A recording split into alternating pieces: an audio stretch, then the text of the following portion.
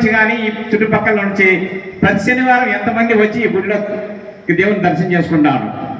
కాబట్టి గుడికి వచ్చిన వాళ్ళు కూడా ప్రతి ఒక్కరూ ఆ యొక్క దేవునికి గుండీలో కానీ ఆ స్వామికి పల్లెల్లో కానీ వేస్తే ఆ యొక్క ఆలయం అభివృద్ధి చేస్తుంది. ఆ పూజారి కూడా పెద్దలు బాగా ఇచ్చేస్తారు. కానీ ప్రతి ఒక్క మతస్థుల వాళ్ళు కూడా అంతో కొంత డబ్బులు అక్కడ పోగు చేస్తున్నారు. కానీ వాళ్ళే ఖర్చు పెట్టుకుంటున్నారు. మనకు ఈ పెద్ద గుళ్ళు ఉన్నాయి కదా, ఎండోమెంట్కి లక్షలు వస్తాయి, పుడతలు ఉంది, మరి ఎక్కడికి లక్షలు వస్తున్నాయి, ఎంటికలకు వస్తుంది, మరి ఇంకొక విధంగా దక్షిణలు అన్నీ వస్తున్నాయి. కానీ అవి ఆ డబ్బు అంతా ఎండోమెంటలు తీసుకుంటున్నారు. ఆ దేవునికి ఏమైనా ఇస్తున్నారా, అవి వేరే మతస్థులకు అందరికీ ఖర్చు పెడుతున్నారు. కాబట్టి మనము కూడా మన గుళ్ళకు మనమే డబ్బు వేసి మనకు ఆలయాలను అభివృద్ధి చేసుకోవాలనేది ప్రతి ఒక్కరికి అవకాశం ఉండాలని కోరుతున్నాను. ఈ అవకాశం ఇచ్చిన పెద్దవాళ్ళకు నమస్కారం. అది నేను ఒకసారి విజిట్ చేశాను, వీడియో కూడా పెట్టాను. అది పురాతనమైన దేవాలయం.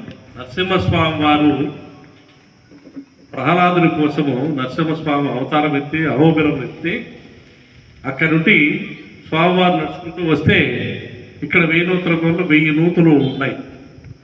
ఆ 1000 నూతుల్లో నుండి నీళ్లు పోస్తే ఆయన ప్రశాంతంగా అయ్యారు. మామూలుగా విష్ణుమూర్తి అవతారం ఎత్తారు.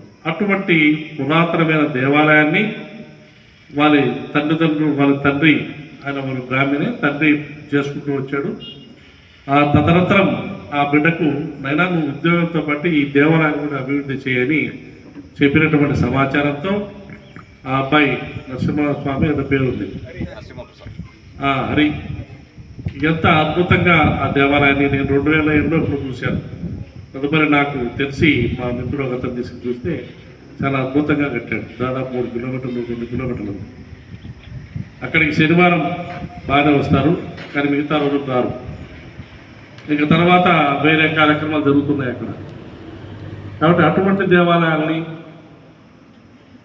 మనం ఒక పర్యాటక కేంద్రంగా మనం చూపించాలి, 10 మందికి చెప్పాలి.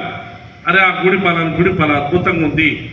మనం శనివారం పూట, ఒక సోమవారం పూట, ఒక ఆదివారం పూట సెలవు ఉన్నప్పుడు మనం మన పిల్లలతో పోయి ఆ విజిట్ చేసి అక్కడ చూసి దర్శనం చేసుకొని అక్కడ ఉండిలో 10 రూపాయలు వేయడము, ఆ పూజారికి ఎంత వేయడం. ఆయన అక్కడ 9 గంటల నుండి 1 గంట వరకు ఉంటున్నారు, మిగతా పూట ఉండడం లేదు. ఆయనకు వచ్చే జీతం ఎంత తెలుసా? 5,000 రూపాయలు ఇస్తున్నారు. కానీ మిగతా వాళ్ళకి 5,000 ఇస్తున్నారంటే ఆయన పరిస్థితి అది. తర్వాత పల్లెల్లో కూడా కొంచెం ఆయనకు హెల్ప్ చేస్తున్నట్టుంది. కాబట్టి ఈ గవర్నమెంట్ ఇచ్చే 10,000ను మనము సాధించుకోవాలి. గుడులు అనుసంధానం కావాలి, మనం ఐకమత్యం కావాలి. కాబట్టి మీరు ఇప్పుడు 110 మంది ఉన్న మెంబర్స్లో దాదాపు 30 మంది కూడా రావడం లేదు. ఎంత కష్టపడి ప్రతి విలేజ్లో నేను వెళ్ళాను కూడా. మా లక్ష్మిరెడ్డి, మా కొండూరు లక్ష్మిరెడ్డి నా మిత్రుడు ఉన్నాడు.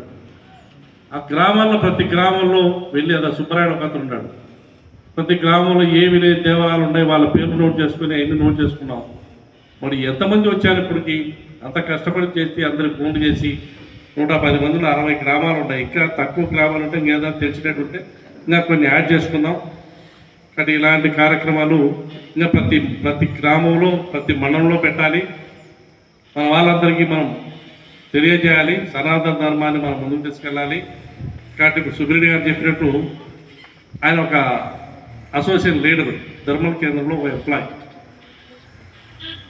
మన ఎర్రగొండ వెంకటేశ్వర స్వామికి వైస్ చైర్మన్, తర్వాత మన ఆలయ పరిరక్షణ కమిటీకి వీరు ఇద్దరు వైస్ చైర్మన్. కాబట్టి మన మండలానికి కూడా ఒక ప్రెసిడెంట్, వైస్ ప్రెసిడెంట్ ఎన్నుకుందాం. కాబట్టి మీలో ఆసక్తి ఉన్న వాళ్ళు ఒక ప్రెసిడెంట్ రావాలి, ఒక వైస్ ప్రెసిడెంట్ రావాలి.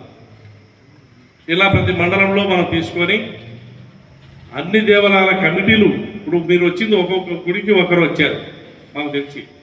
మీ గుడిలో దాదాపు 5-6 మంది మెంబర్స్ ఉంటారు. వీళ్ళందరూ ఏకం కావాలి, అందరూ రావాలి.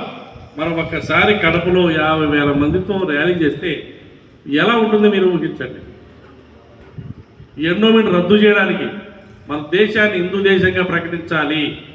ఇప్పుడు పాకిస్తాన్లో హిందువులు ఉన్నారు, వాళ్ళు ఇస్లాం మతం. బంగ్లాదేశ్లో హిందువులు ఉన్నారు, కానీ బంగ్లాదేశ్లో ఇస్లాం మతం. సౌదీ అరేబియాలో ఉన్నాయి. ఇలా ఉన్నప్పుడు మనకెందుకు సెక్యులరిజం మనకెందుకండి?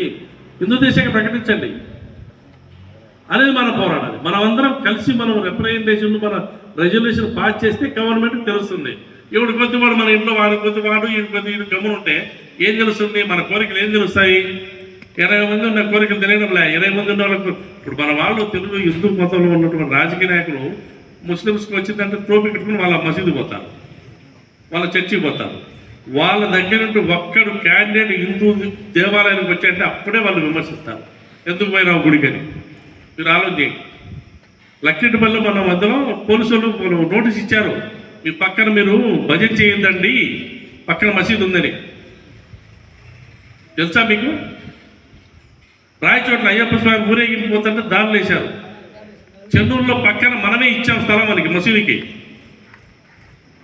మనం ధ్వజస్తంభం పెడతంటే గలాట. ఏ ఐకమత్యం లేదు మనలో. మనమే ఇచ్చాం స్థలం, మళ్ళీ అడ్డుకుంటున్నారు. అలా చేయండి. మనమంతా ఏం కావాలి? వాళ్ళని మనం ఏం మరణం లేదు, పరమత సహనం పాటిస్తున్నాం మనం. మీరు కూడా మీ బతుకు మీరు బతకండి, మా బతుకు మేము బతుకుతాం. మాకుంటే మీది ఒక దేశమే అంటున్నారు. మీరు కూడా గుర్తుపెట్టుకోండి, 1000 మంది హిందువుల దగ్గర ఒక ముస్లిం బ్రహ్మాండంగా బతుకుతాడు. మామ అనుకో. 1000 మంది ముస్లిం దగ్గర 100 మంది హిందువులు ఉంటే బతకలేరు. మీరు ఆలోచన చేయండి. బతకలేరు. మన పిల్లల భవిష్యత్తు ఎలా ఉంటుందో ఆలోచన చేయండి. 10 మందికి చెప్పండి, మండలంలో అందరూ కలిసి కలవాలా. ఎందుకు ఇంత శ్రమ తీసుకొని చేస్తున్నాం ఈ వయసులో కూడా? మాకేం అవసరం? దీనివల్ల మాకేమైనా ఆదాయం వస్తుందా? ఏమొస్తుంది మాకు ఆదాయం? కాబట్టి మీరందరూ మీ గుళ్ళు కట్టిన వాళ్ళు మీ బాధలు ఏదైనా ఉంటే మీరు చెప్పండి. ఇంకా తర్వాత మీ ప్రెసిడెంట్ ఒకరిని ఎన్నుకోండి, మీరు వాళ్ళను ఎవరైనా ఇంట్రెస్ట్